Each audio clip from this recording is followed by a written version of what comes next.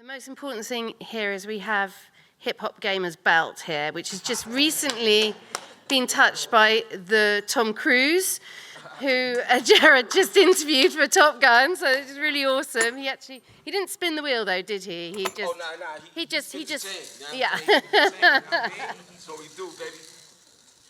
So I'm going to get everybody to introduce themselves. I'm going to start with Sam. Hi, everybody. I'm Sam Fisher. I'm CEO of Hippo Games, Hippo Entertainment.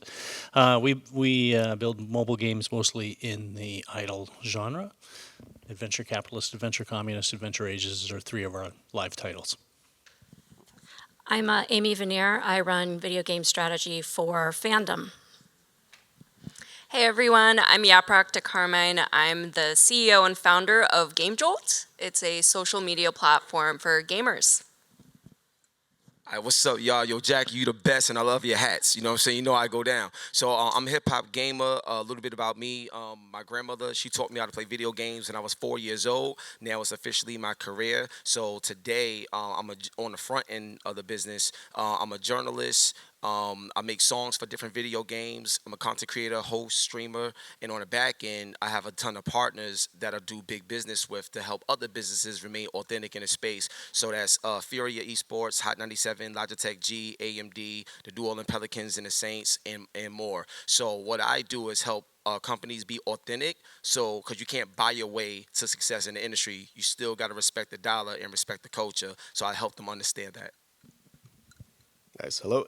So my name is Bill. I'm the CEO and co-founder of Addicting Games, and we're a casual gaming studio that's been around for 20 years now. We focus on cross-platform games, so we have games like Little Big Snake, which are cross-platform. We recently have started exploring Web3 and crypto, so EV.io is our big forte into that. And we're really excited because this week we were on the front page of Twitch, Justin Con. We had this big tournament, so we're trying to bridge Web 2 into Web 3 and just trying to have fun doing the whole process and, learning from everyone. And first time in a conference in 2 years. So wow. Nice to be here, nice to see everyone, and hopefully keep getting these seats filled more and more and get our industry networking again like it was. So happy to be here. Fantastic. Well, that's our community. But what do we mean by community when we're talking about our game players? I'm going to chuck that to you, Sam, because I know you do a lot of deep thought about it. Well, thank you. Yeah, community. Community is really everything, right? I mean, the whole idea of community. Why do we get up every morning and doing what we're doing? And it becomes more and more apparent about the importance of the community. I mean, it's just this beautiful thing when you can do something and you've touched the lives of somebody. When you actually have done something and somebody else comes up to you and says, that really meant a lot to me, and I want to be a part of your world. And for somebody who wants to be a part of our world, yabba dabba do. I like that. Let's get it. So I don't know. Yeah, I was going to say I think that in gaming we think about the word community as our core players, and that's actually true. But if you think about the way that community has evolved over the last 20, 25 years, it's gone from the folks that are very likely to play your game, and so you don't really need to think about them too much, as the ones that you really want to talk to and think about the most and bring the most value to, because they really become evangelists. Yeah, I think community is interesting because they can make or break your game, right? Like, we live in such a unique time right now where your community can actually be your whole marketing team, right? Like, they're creating fan games, they're creating fan art, they're live streaming about your games. So I think really embracing your community early on and like giving them everything that they need to extend the longevity of your IP is super important. Absolutely. Everybody's right on here. One thing I would say about community, like I come from a standpoint of like both sides of the business side and just being a fan. So one of the most important things I would say about the community is make them a part of the steps that you take to build the game. And the reason why I say that is because if they can develop a relationship with what you're creating, then it's going to be their baby too, instead of just the baby of the developers. Now, don't be bullied by the community. There's a difference. Don't get bullied by community. But if you make them a part of it and they genuinely care, then they will be the lifeblood so you can continue to create while the community is continuing to help you build. So that's the key, the way you look at the community, son. Yeah, I mean, all these points nail it. And then communities, it's a complex subject, but I will say it feels like the last even 5 years, it was something on the peripheral, and it wasn't because we didn't want it as game developers. It was something because it was hard and we didn't understand it. We didn't have great tools, but now we have really great tools. And when you think of a game and like a pyramid, you're playing the game for a much smaller portion of the time that you're engaging with everything around the game. And that's whether you're watching a streamer or you're on Fandom or your websites, or you're talking to people. It's so much of our learning experience used to be with friends, and those interactions happen now on Discord and other places. So if you don't create places where those moments can happen, you're limiting how much memorable moments you can have around your content. And so community used to be a little bit of an afterthought maybe, or people didn't understand it. Now they're trying to say, we have a game, and that's the vehicle to create all these moments, because in the end, it's the moments you remember. So I remember Ultima Online moments, I remember Age of Empire moments.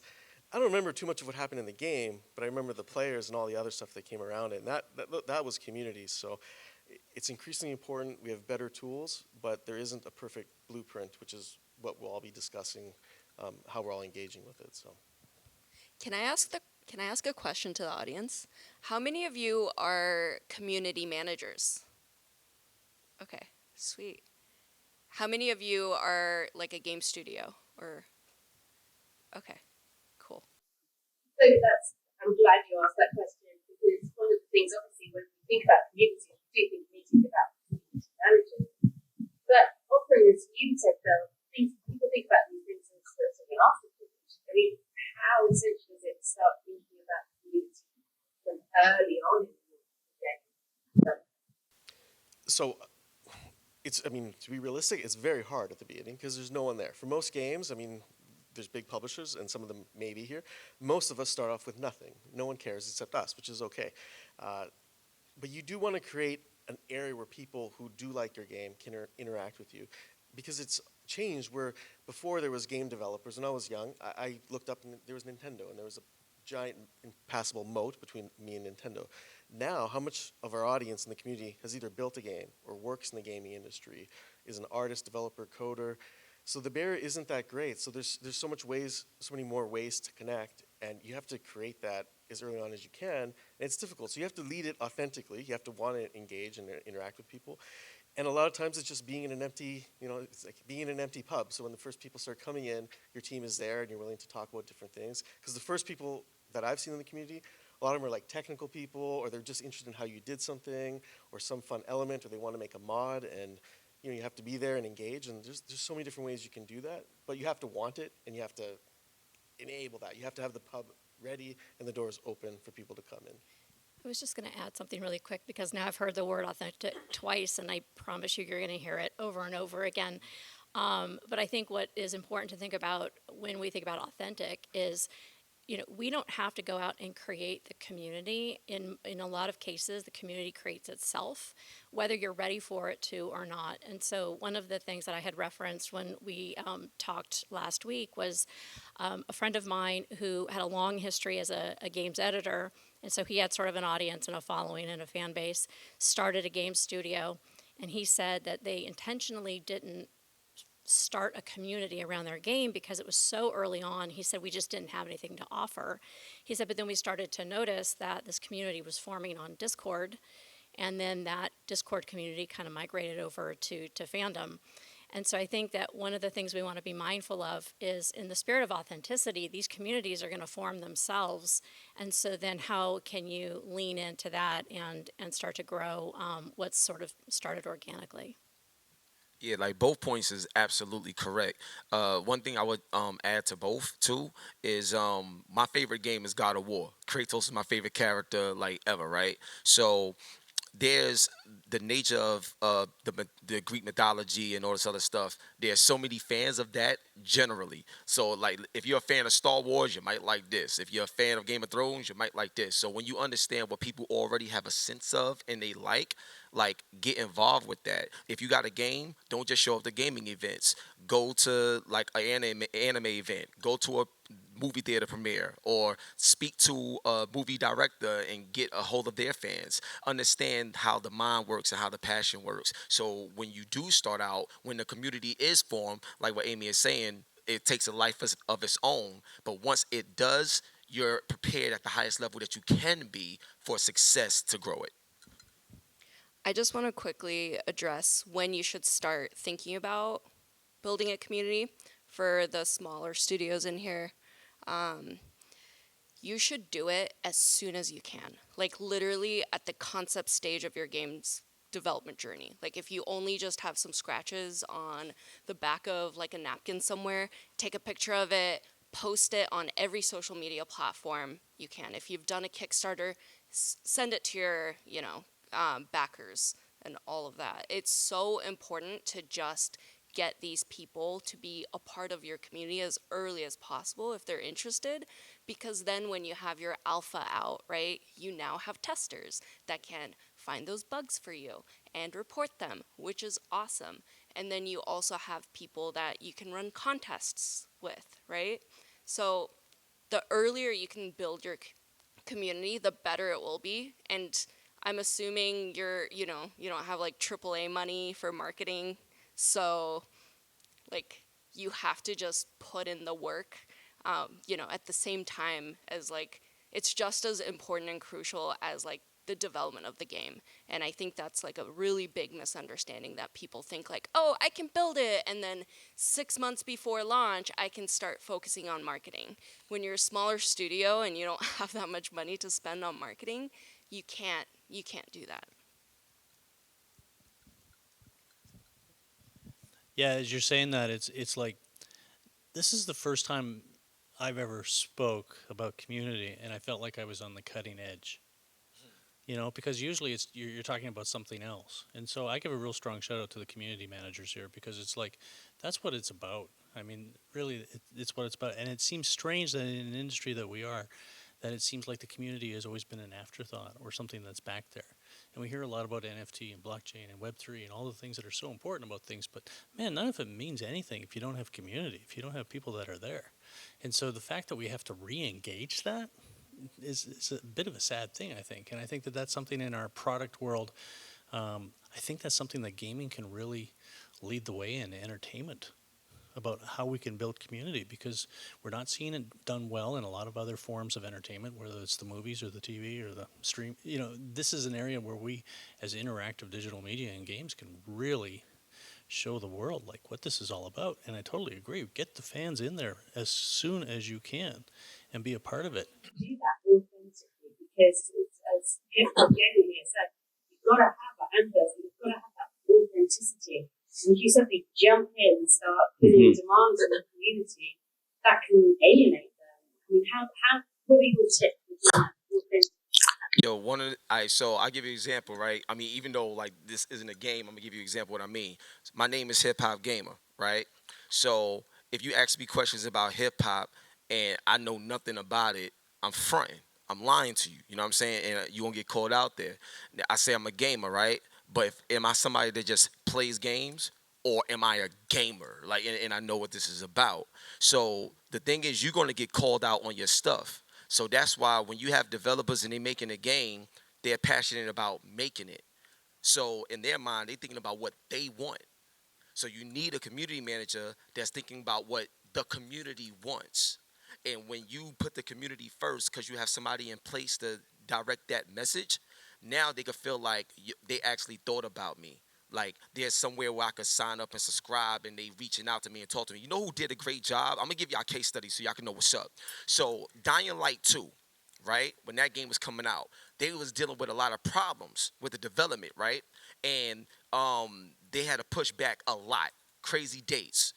And then they came out with a series, and they made sure that everybody that followed their game knew about the series. You would get emails, they would check up on you, and it's not a generic email too. It'll say your name on it. It was very personal. They wanted to make sure that you cared about what we was doing, and every step of the way you're gonna know what's up. So if something ain't right, you tell us, and we're gonna get it popping.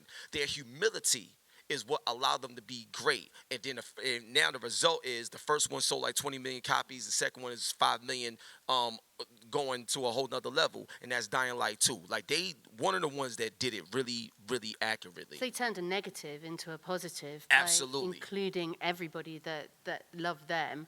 They sort of built on that. Absolutely. It was the humility of it all that allowed them to be great. Period. I think another thing that you had mentioned before that I love is this idea of don't just think about about your future players as just game players.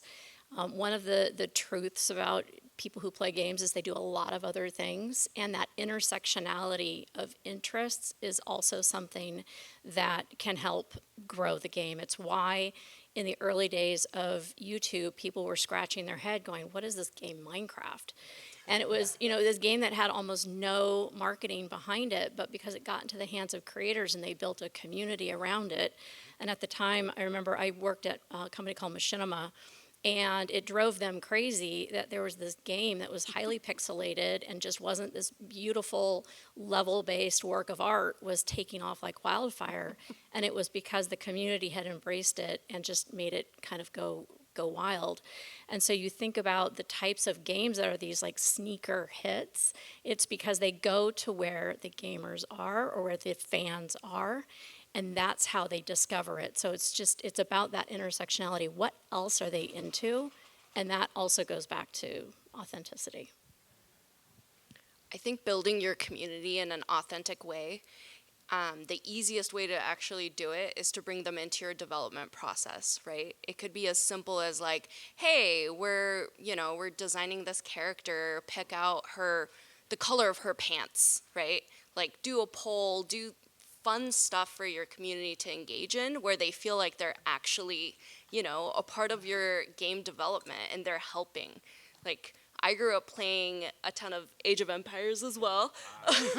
And I just couldn't imagine what it'd be like to actually talk to, the studio, the developers, the artists, like people behind the game.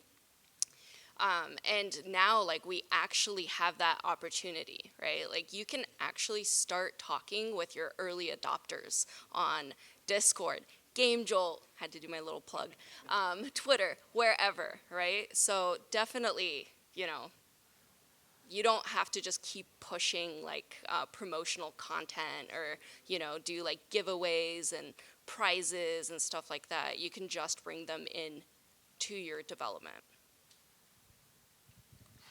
But when you do bring those people into your development, how far do you go in that? Because, you can't really be sort of railroaded by your community as well. It's a fine balancing act, isn't it?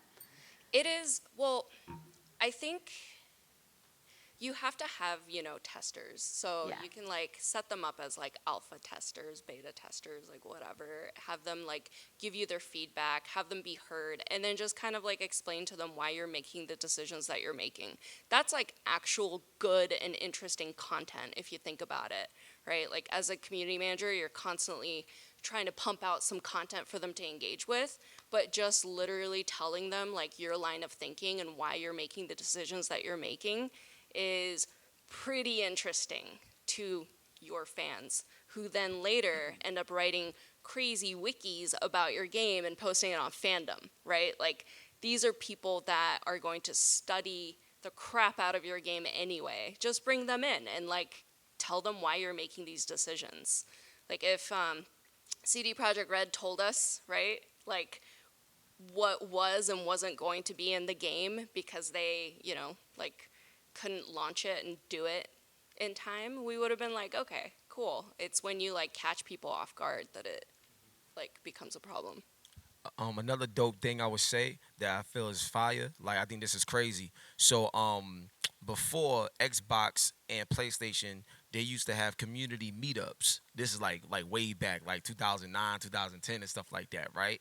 So when Gamerscore, it was the Gamerscore Club. I believe that's what it is with Xbox 360 during that time. So what they would do is they would tour all the cities, and in every city that they go to, they bring their game and let the community know that they're gonna be there so they can show up. I'm gonna tell you why that was so dope and was so crazy, because especially back then, the fans couldn't get into E3. You know what I'm saying? Like they couldn't go to certain places, so they brought E3 to them in their own city, and they did a tour. It was real. It was physical. They now check this out. They sat down and ate together, talked about things that had nothing to do with the game. They got a chance to know the people. And that right there, they're going to ride or die for you. You know what I'm saying? Rest in peace, DMX. You know what I'm saying? But they're going to ride or die for you when you do that. You know what I'm saying? Because now you gave them a memory. You gave them something that's priceless. So when the game come out and all this other stuff, you got people that's going to be like, oh, this game is whack. And then somebody else will be like, nah, what you mean this game is whack? Yo, nah, they would like literally stand up and fight for it. Now, if the game ain't that good, they'll tell you in a respectful way like, yo, y'all should do this, y'all should do that. But the support system you will have when you do things like that, it would be a game changer. So what I would suggest is, not everybody got the ability to do that tour or whatever. But with programs like Parsec that like Ubisoft use and a lot of other companies use, like they bring us in like hundreds of people to play their game, and they do it virtually and have Zoom calls and talk about life and talk about different things alongside the game. It's a bit like family, isn't it? It's like, you can criticize, we can criticize each other, but don't you criticize my Yo, look at how we do. Yo, let me put y'all on, son. You know what I'm saying? Because Jacki's dope. Like, she's dope. She's amazing. And so the Zoom calls that we be doing that leads up to Pocket Gamer and stuff like that, we be having a ball, yo. Everything is great. And then when we see each other in person, it's like, oh, like the energy is different. That's the type of energy that you want, that priceless, genuine energy around your game. Because now you're going to have success on a whole nother level, to where when Elden Ring drops, that could be more common in terms of success stories, because you put the community not first, but you put the community within what you're building. Because you put don't put the community first, because they will bully you, because now it's like, oh, we first, so like customer ain't always right. Like, you know what I mean? So I'm just telling y'all right now, keep the community within as you grow, so they could be able to share in the flower that gets born. Yeah, you gotta listen. You gotta listen to them, but you don't do everything that they say. Absolutely, because they don't know how to do everything you do. Yeah, so you get them in early. I totally agree that you get them in early, and that's so important. And I think that you said that authentic is the big deal. So being authentic. So remember to be authentic, like in the sense of. Most of the millions of people who have played our games don't consider themselves gamers. There's a lot of games that are games.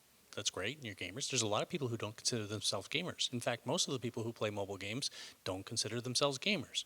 That's very true. And so it's like, okay, so that's a different way. So just be who you are and authentic and go with it and whatever it might mean. And so we start off all of our team stand-ups. Whenever we have a team stand-up, we always start off with having with one of our community team leads talk about to read quotes, what people have said, so that we actually first hear the voice of the player. That's how we start out our team. We hear the voice of the player. This is what they said about our game. Sometimes it's great, sometimes it's bad. Sometimes it has nothing to do with the game mechanics. Sometimes it has nothing to do with the great art or the great programming. It might have something totally that you never ever dreamed of what it could be. And that's where you're going to be surprised, because if you allow yourself to be who you are and your company who you are, then you're going to attract a whole bunch of people, and you're going to be surprised when you go through it.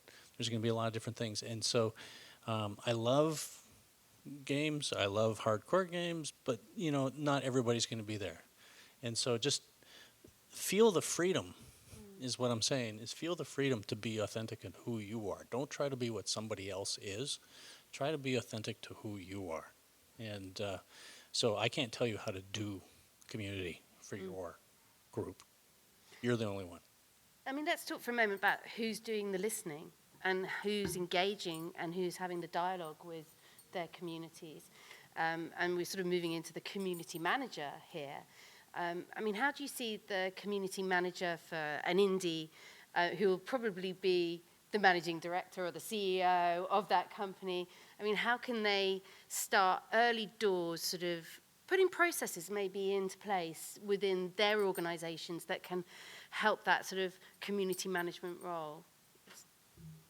All right, so I got something dope for that. Check this out, right? So I speak with so many indie companies, and all they got is enough to make a game, but they don't have really anything else. So here's something that I think y'all could tap into, because it has a financial gain to it, and it has a relationship gain to it. So wherever you at right now, like right now we in Seattle. So tap into your school system. I'm gonna tell you why. So every city has a budget for education. And if you can have your game be something that's involved with the school system, then the government would pay for that. Period.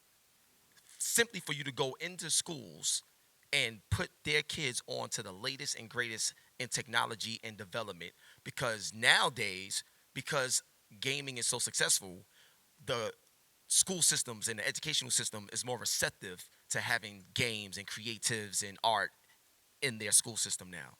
So if you're an indie developer right now, tap into your school system and get a vendor number. A vendor number will allow you to get, let's say you got like 10 schools, you'll get like $20,000 or more each, like per school, just to be able to bring your game and your knowledge in development to the actual students and the kids.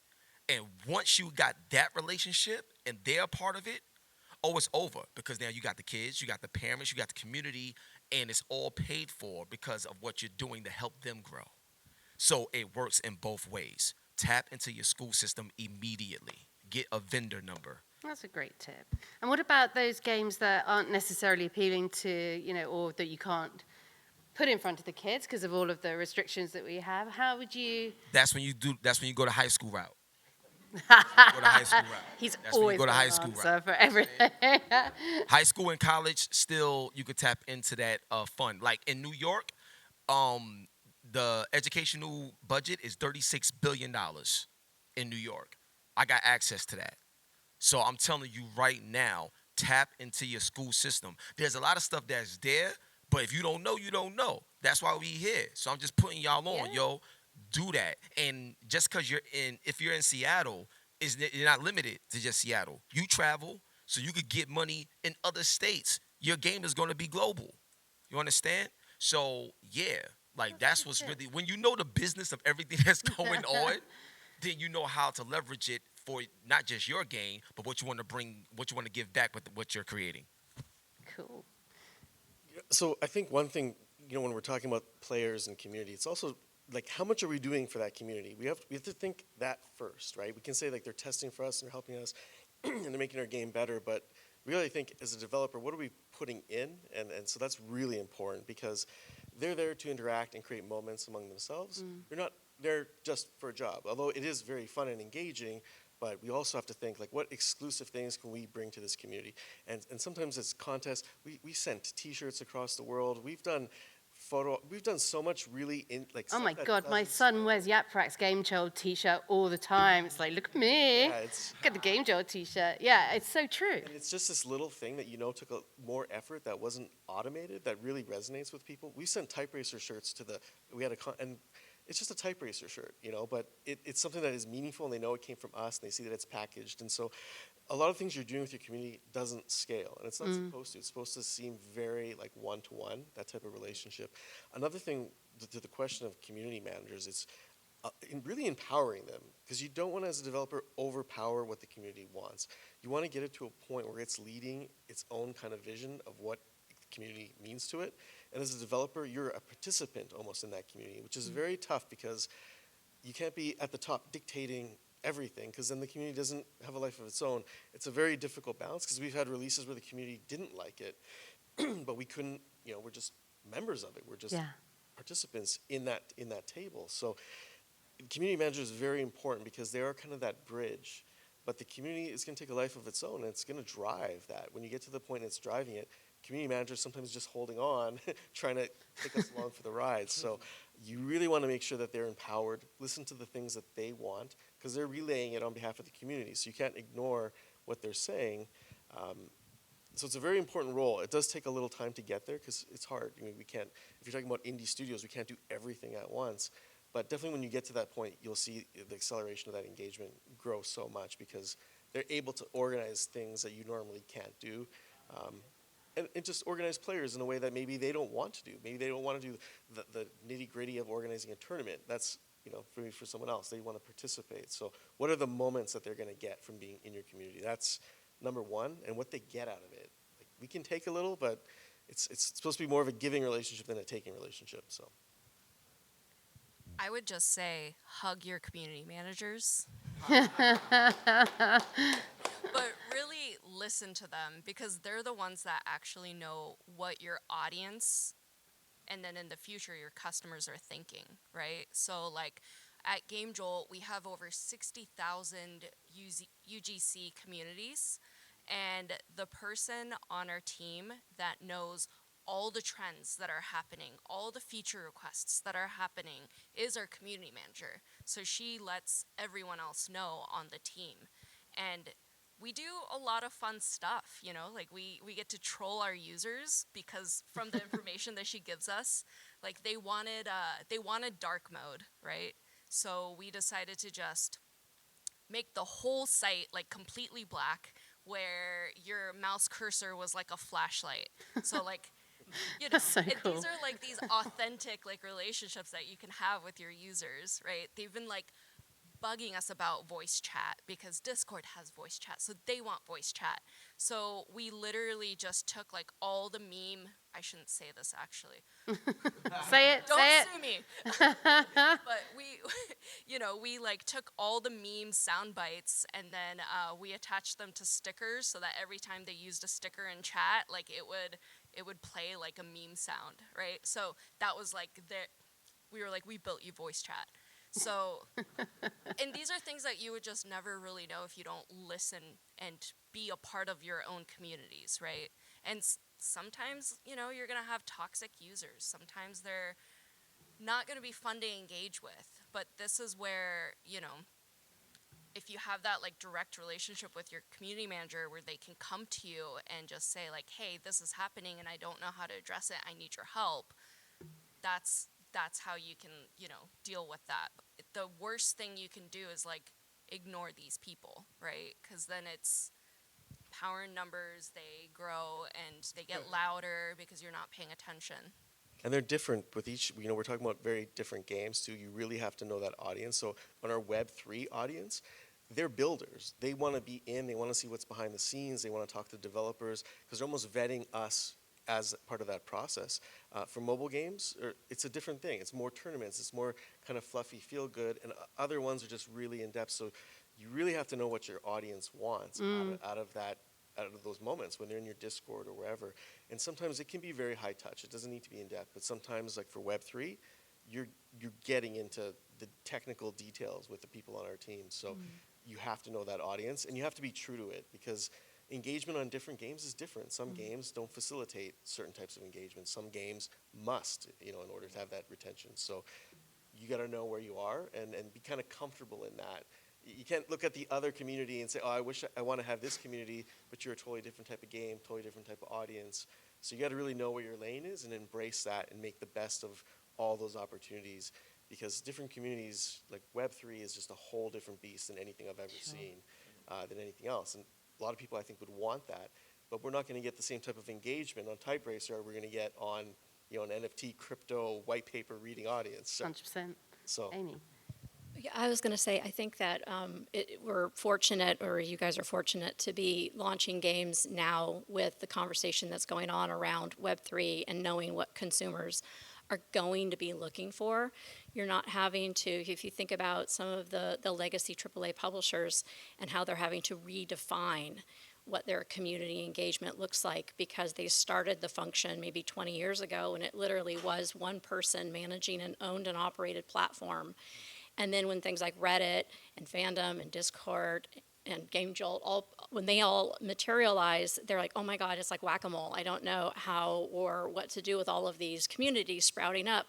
To come into it now and understand that player participation and player input needs to be part of the game DNA, that's a huge advantage, because you can start as you mean to go on and not have to, reverse bad behavior. Fantastic. So just wrapping up, I would like one thing that you want to communicate to this audience about how to, or a tip, or a trick, or what's the most important takeaway you'd like them to have? Starting with you, Bill. Sure. I mean, create moments for them. What can you do to create moments to facilitate that to happen? And so whatever that looks like, the moment is what they need. That's what they need from you, and that's what they're going to take away. So what can you do to plant those seeds or make that attainable or achievable? Start with that, and then all these other things kind of come from that. So start with the moment you want to create, because that's what they'll walk away with, and everything else, you kind of work backwards from that. So, like, I wanted to see if y'all had a question, because I know we wrapping up. So instead of me just talking, because I've been talking like crazy, do anybody got a question that, what's popping, dog?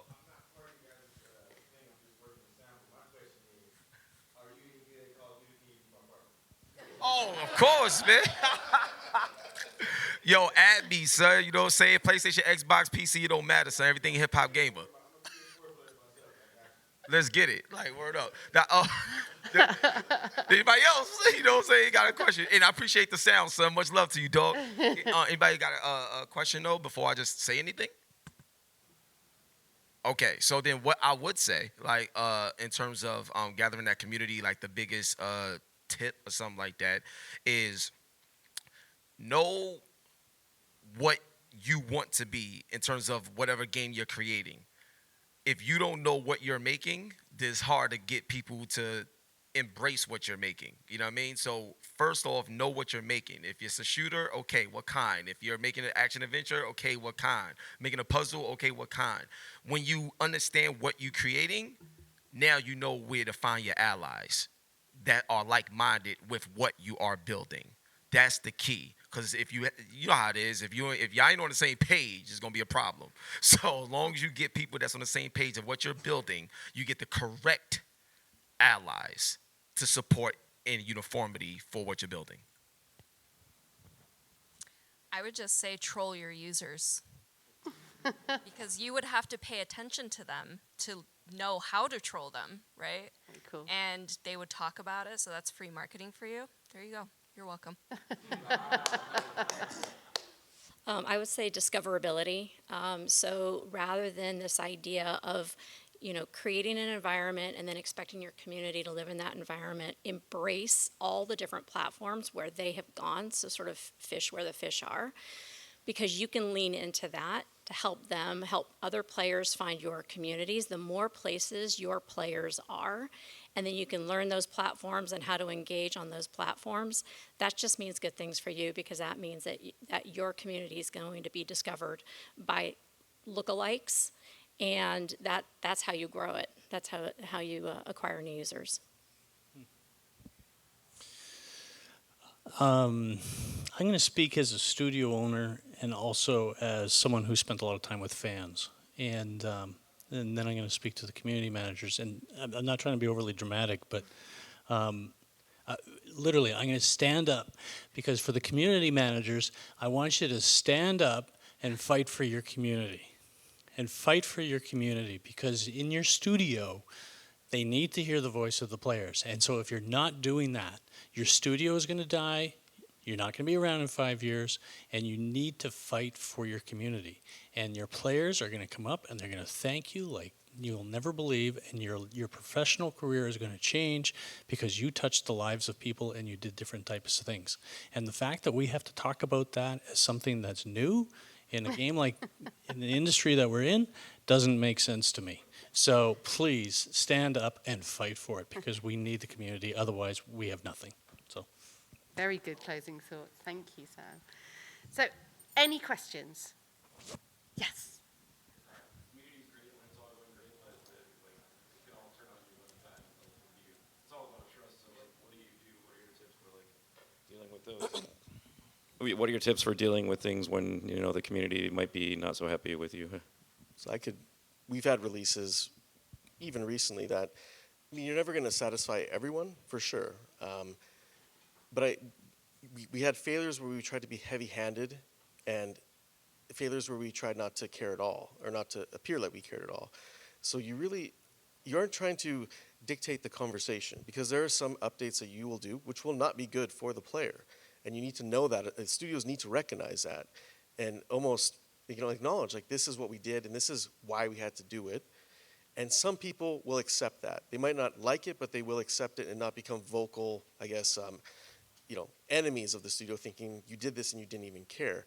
So it's a really touchy subject, but just acknowledging why you did something and not trying to lie to yourself and say, it's like, I know that this is not for the community. We added 10 more ads per page or whatever. We raised the price of something. That is for us, but we did it so we can do this.